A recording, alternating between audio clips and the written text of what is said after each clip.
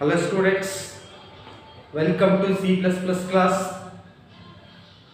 In the last class, we have discussed about inline functions.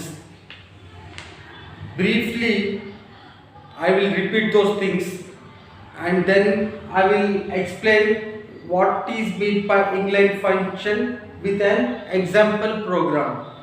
Okay, what is the need of making an inline function? How to make a function as inline? See, ಒಂದು function ಅನ್ನ inline ಅಂತ ಹೇಗೆ ಮಾಡ್ತೀವಿ ಅಂದ್ರೆ ಆ function ನ header behind inline ಅನ್ನೋ keyword ನಾವು ಬರೆದ್ರೆ ಆ ಫಂಕ್ಷನ್ ಏನಾಗುತ್ತೆ, ಇನ್ಲೈನ್ ಆಗುತ್ತೆ. ಓಕೆ, ಇಲ್ಲಿ ನೀವು ನೋಟಿಸ್ ಮಾಡಬೇಕಾಗಿರೋ ವಿಚಾರ ಏನು ಅಂದ್ರೆ inline function should be small. It should be 1 or 2 line function body. Function ಬಾಡಿಯಲ್ಲಿ 1 ಲೈನ್ ಇರಬೇಕು ಅಥವಾ 2 ಲೈನ್ ಇರಬೇಕು, ಅಂದ್ರೆ ಮಾತ್ರ ಆ ಫಂಕ್ಷನ್ ಏನಾಗುತ್ತೆ, ಇನ್ಲೈನ್ ಆಗುತ್ತೆ. ಇಲ್ಲ ಅಂದ್ರೆ ಇನ್ಲೈನ್ ಆಗೋದಿಲ್ಲ. ನಾವು ಒಂದು ಫಂಕ್ಷನ್ ನ ಇನ್ಲೈನ್ ಮಾಡಿ ಕಂಪೈಲ್ ಮಾಡಿದಾಗ ಕಂಪೈಲರಿಗೆ ಒಂದು ರಿಕ್ವೆಸ್ಟ್ ಅನ್ನ ಕಳಿಸ್ತೀವಿ. ಏನಂತ, ಈ ಫಂಕ್ಷನ್ ಅನ್ನ ಇನ್ಲೈನ್ ಮಾಡಿ ಅಂತ ಒಂದು ರಿಕ್ವೆಸ್ಟ್ ಅನ್ನ ಕಳಿಸ್ತೀವಿ. ಇನ್ಲೈನ್ ಮಾಡೋದು ಬಿಡೋದು ಅದು ಕಂಪೈಲರ್ ಮೇಲೆ ಡಿಪೆಂಡ್. ಅದು ಇನ್ಲೈನ್ ಆಗ್ಲೂಬಹುದು, ಹಾಗೇನೇ ಇರ್ಬೋದು. ಅದು 1 or 2 ಲೈನ್ ಡೆಫಿನೇಷನ್ ಆಗಿತ್ತು ಅಂದ್ರೆ ಮಾತ್ರ ಅದು ಏನಾಗುತ್ತೆ, ಇನ್ಲೈನ್ ಆಗುತ್ತೆ. If the function is complicated means it contains loops, switch statements, recursive functions, static variables ಅಂತ ಕಂಡೀಷನ್ ಅಲ್ಲಿ ಆ ಫಂಕ್ಷನ್ ನಾವು ಇನ್ಲೈನ್ ಮಾಡಕ್ಕೆ ಆಗೋದಿಲ್ಲ. ಅವಾಗ ಕಂಪೈಲರ್ ಏನ್ ಮಾಡುತ್ತೆ, ನಮ್ಮ ರಿಕ್ವೆಸ್ಟ್ ಅನ್ನ ನೆಗ್ಲೆಕ್ಟ್ ಮಾಡಿ ಆ ಫಂಕ್ಷನ್ ಅನ್ನ ನಾರ್ಮಲ್ ಫಂಕ್ಷನ್ ತರನೇ ಟ್ರೀಟ್ ಮಾಡುತ್ತೆ. ಓಕೆ, ಹಾಗಾದ್ರೆ ಒಂದು ಫಂಕ್ಷನ್ ಅನ್ನ ಇನ್ಲೈನ್ ಮಾಡೋದು ಬಿಡೋದು ಯಾರ ಮೇಲೆ ಬಿಟ್ಟಿದ್ದು, ಕಂಪೈಲರ್ ಮೇಲೆ ಬಿಟ್ಟಿದ್ದು. It depends on the compiler. ಮೊದಲು ಅದು ಎರರ್ ಚೆಕಿಂಗ್ ಮಾಡುವಾಗ ಕಂಪೈಲರ್ ನೋಡುತ್ತೆ, ಓ ಈ ಫಂಕ್ಷನ್ ಅನ್ನ ಇನ್ಲೈನ್ ಮಾಡಬೇಕೋ ಬೇಡವೋ ಅಂತ. If its definition is small, it contains only 1 or 2 lines, then it makes it as a inline function. If it is complicated function, then it neglects the request of inline function and execute the function as a normal function. Okay okay, ನಿಮಗೆಲ್ಲ understand ಆಗಿದೆ ಅಂತ ಅನ್ಕೊಂಡಿದ್ದೀನಿ. ಇನ್ನೊಂದು ವಿಚಾರ ಹೇಳಕ್ಕೆ ನಾನು ಇಷ್ಟಪಡ್ತೀನಿ. ಇಲ್ಲಿ ಲಾಸ್ಟ್ ಕ್ಲಾಸ್ ಅಲ್ಲಿ ಹೇಳಿದ್ದೆ ನಿಮಗೆ, ಮತ್ತೆ ಪದೇ ಪದೇ ಒತ್ತಿ ಹೇಳ್ತಾ ಇದ್ದೀನಿ, ನೆನ್ಪಿಟ್ಕೊಡಿ. ಯಾವಾಗ ಫಂಕ್ಷನ್ ಕಾಲ್ ಇಂದ ಫಂಕ್ಷನ್ ಡೆಫಿನೇಷನ್ ಗೆ ಕಂಟ್ರೋಲ್ ಬರುತ್ತಲ್ಲ, ಅವಾಗ ಅದ್ರ ಅಡ್ರೆಸ್ ರಿಜಿಸ್ಟರ್ ನಲ್ಲಿ ಸೇವ್ ಆಗುತ್ತೆ. ಎಲ್ಲಿಗೆ ರಿಟರ್ನ್ ಆಗಬೇಕು, ಫಂಕ್ಷನ್ ಬಾಡಿ ಮುಗಿದ ಮೇಲೆ ಮತ್ತೆ ಕಂಟ್ರೋಲ್ ಆ ಫಂಕ್ಷನ್ ಕಾಲಿಗೆ ರಿಟರ್ನ್ ಆಗಬೇಕಲ್ಲ, ಅದಕ್ಕೆ ಅಡ್ರೆಸ್ ಬೇಕು ತಾನೆ. ಆ ಅಡ್ರೆಸ್ ಇದರಲ್ಲಿ ಸೇವ್ ಆಗಿರುತ್ತೆ, ರಿಜಿಸ್ಟರ್ ನಲ್ಲಿ ಸೇವ್ ಆಗಿರುತ್ತೆ. ಮತ್ತೆ ನಾವು ಸೆಂಡ್ ಮಾಡಿರೋ ಆರ್ಗ್ಯುಮೆಂಟ್ಸ್ಗಳು ಒಂದು ಸ್ಟ್ಯಾಕ್ ನಲ್ಲಿ ಸ್ಟೋರ್ ಆಗಿರುತ್ತೆ, ಸ್ಟ್ಯಾಕ್ ನಲ್ಲಿ ಸ್ಟೋರ್ ಮಾಡಬೇಕು. ನಂತರ ಎಕ್ಸಿಕ್ಯೂಷನ್ ಆಫ್ ದ ಪ್ರೋಗ್ರಾಮ್ ಆದ ನಂತರ ಕಂಟ್ರೋಲ್ ಆ ಫಂಕ್ಷನ್ ಇಂದ, ಫಂಕ್ಷನ್ ಡೆಫಿನೇಷನ್ ಇಂದ ಎಲ್ಲಿಗೆ ಹೋಗುತ್ತೆ, ಫಂಕ್ಷನ್ ಕಾಲಿಗೆ ಹೋಗುತ್ತೆ. ಓಕೆ, ಇದಕ್ಕೆಲ್ಲ ಇಟ್ ಟೇಕ್ಸ್ ಟೈಮ್. ಸೊ ಇದನ್ನ ಅವಾಯ್ಡ್ ಮಾಡೋದಕ್ಕೋಸ್ಕರ ನಾವೇನ್ ಮಾಡ್ತೀವಿ, ಒಂದು ಫಂಕ್ಷನ್ ಅನ್ನ ಇನ್ಲೈನ್ ಮಾಡ್ತೀವಿ.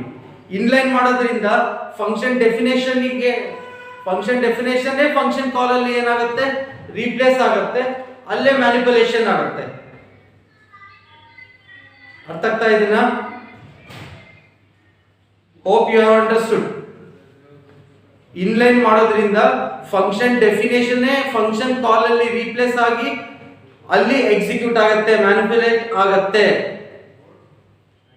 ಇದರಿಂದ ನಾವು ಕಂಟ್ರೋಲ್ ಫಂಕ್ಷನ್ ಡೆಫಿನೇಷನ್ ಬರಕ್ಕೆ, ರಿಜಿಸ್ಟರ್ ನಲ್ಲಿ ಅಡ್ರೆಸ್ ಸೇವ್ ಆಗೋದಕ್ಕೆ, ಆರ್ಗ್ಯುಮೆಂಟ್ ಲಿಸ್ಟ್ ಸ್ಟ್ಯಾಕ್ ನಲ್ಲಿ ಸೇವ್ ಆಗೋದಕ್ಕೆ, ಮತ್ತೆ ಕಂಟ್ರೋಲ್ ಫಂಕ್ಷನ್ ಡೆಫಿನೇಷನ್ ಇಂದ ಫಂಕ್ಷನ್ ಕಾಲಿಗೆ ಹೋಗೋದಕ್ಕೆ ಬೇಕಾಗುವ ಸಮಯವನ್ನ, ಟೈಮ್ ಅನ್ನ ಏನ್ ಮಾಡಬಹುದು, ಸೇವ್ ಮಾಡಬಹುದು.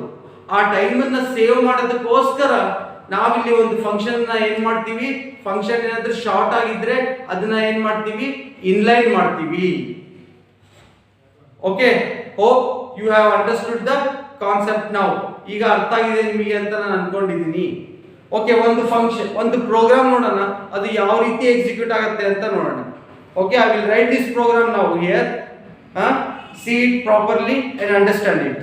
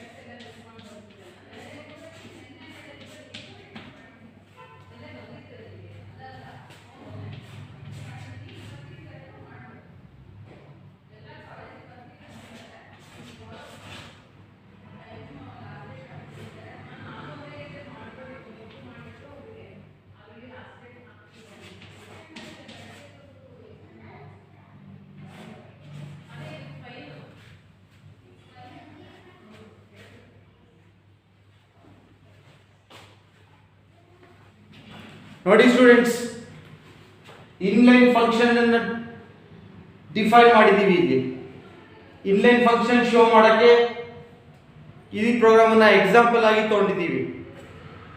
ಫಸ್ಟ್ ಸ್ಟೇಟ್ಮೆಂಟ್ ಹ್ಯಾಶ್ ಇನ್ಕ್ಲೂಡ್ ಐಒಸ್ಟ್ರಿಂಗ್ ನಿಮ್ಗೆ ಗೊತ್ತಿದೆ. ಯೂಸಿಂಗ್ ನೇಮ್ ಸ್ಪೇಸ್ std ಗೊತ್ತಿದೆ. ನೆಕ್ಸ್ಟ್ ಇಲ್ಲೊಂದು ಫಂಕ್ಷನ್ ಇದೆ, ಯಾವುದು ಮಲ್ ಅಂತ. ಓಕೆ, ಮಲ್ಟಿಪ್ಲಿಕೇಶನ್ ಮಾಡೋದಕ್ಕೋಸ್ಕರ ಎಷ್ಟು ಆರ್ಗ್ಯುಮೆಂಟ್ಸ್ ಇವೆ? ಫ್ಲೋಟ್ x ಒಂದು, ಫ್ಲೋಟ್ y ಒಂದು. ಓಕೆ, ಇದನ್ನ ಮಲ್ಟಿಪ್ಲಿಕೇಶನ್ ಮಾಡೋದಕ್ಕೋಸ್ಕರ ಒಂದು ಫಂಕ್ಷನ್ ಅನ್ನ ಬರೆದಿದ್ದೀವಿ, ಇನ್ಲೈನ್. ಈ ಫಂಕ್ಷನ್ ಅನ್ನು ಯಾವ ರೀತಿ ಡಿಫೈನ್ ಮಾಡ್ತಾ ಇದೀವಿ? ಇನ್ಲೈನ್ ಅಂತ ಡಿಫೈನ್ ಮಾಡ್ತಾ ಇದೀವಿ. ಫಂಕ್ಷನ್ ಬಾಡಿಯಲ್ಲಿ ಒಂದೇ ಸ್ಟೇಟ್ಮೆಂಟ್ ಇದೆ, ಯಾವುದು? Return x star y. x ಮತ್ತೆ y ನ ಮಲ್ಟಿಪ್ಲೈ ಮಾಡಿ ಆನ್ಸರ್ ಅನ್ನ ಏನು ಮಾಡಬೇಕು? ರಿಟರ್ನ್ ಮಾಡಬೇಕು. Okay, function body consist of only A single line. Okay, then only we can make this function as inline. If it consists of two lines, then also we can make it as inline. If consists of three lines, no, then the function cannot be converted into inline function ಅಂತ ಹೇಳ್ಬೋದು. Main function return type integer.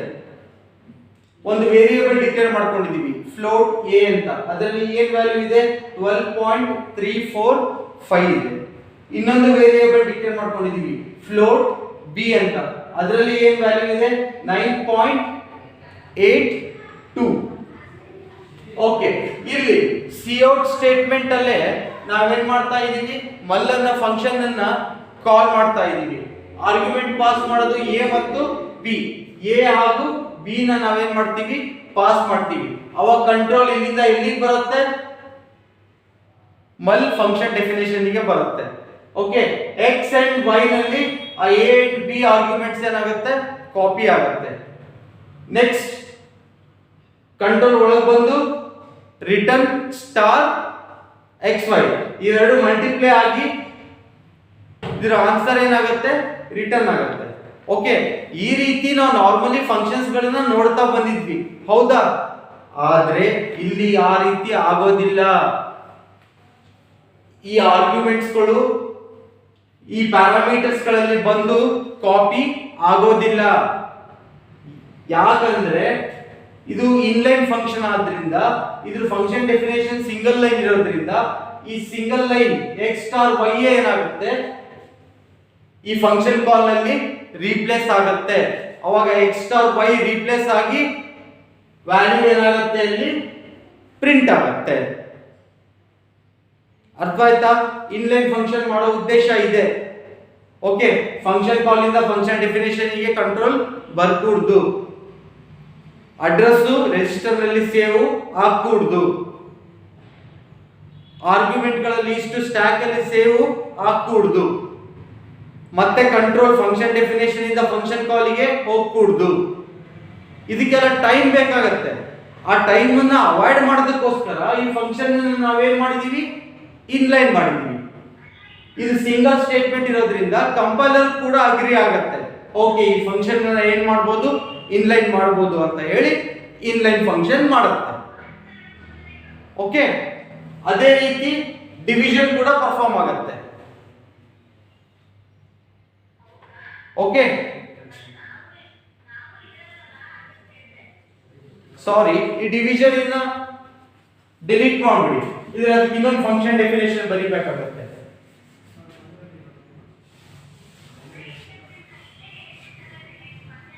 Okay, ನಾವ್ it is okay. ಇಲ್ಲಿ division ಈ function ನಾನು ಬರ್ದಿಲ್ಲ, only multiplication ಅಷ್ಟೇ ಸಾಕು. Multiplication ಆಗುತ್ತೆ, result ಏನಾಗುತ್ತೆ? ಪ್ರಿಂಟ್ ಆಗುತ್ತೆ.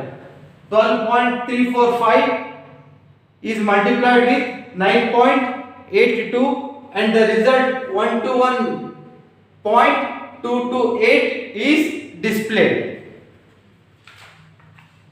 Okay, hope now you have understood the concept. ನೋಡಿ, ಈ ಫಂಕ್ಷನ್ ಅನ್ನ ಪ್ರಾಪರ್ ಆಗಿ ನೋಡ್ಕೊಳ್ಳಿ. ಇನ್ನೊಂದ್ಸಲ ಲೈನ್ ಬೈ ಲೈನ್ ನೋಡ್ಕೊಳ್ಳಿ ಫಂಕ್ಷನ್ ಅನ್ನ.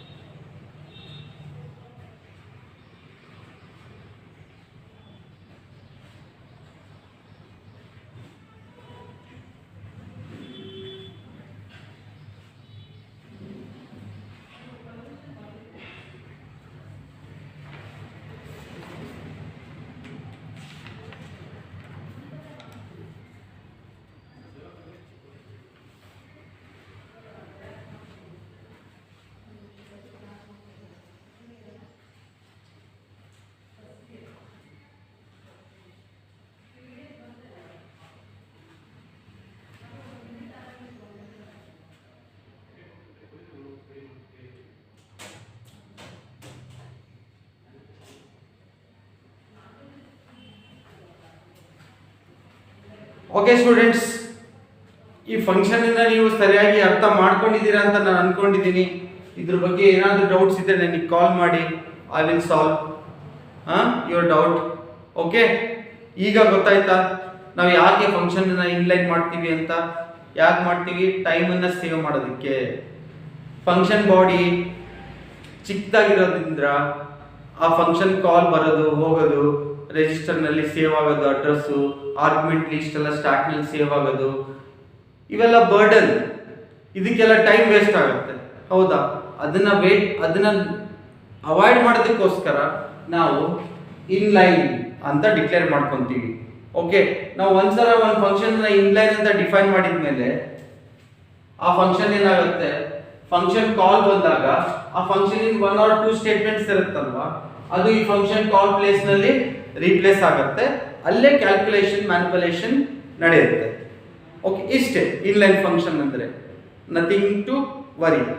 Okay, hope you have understood. Next, default arguments. Next concept is default arguments.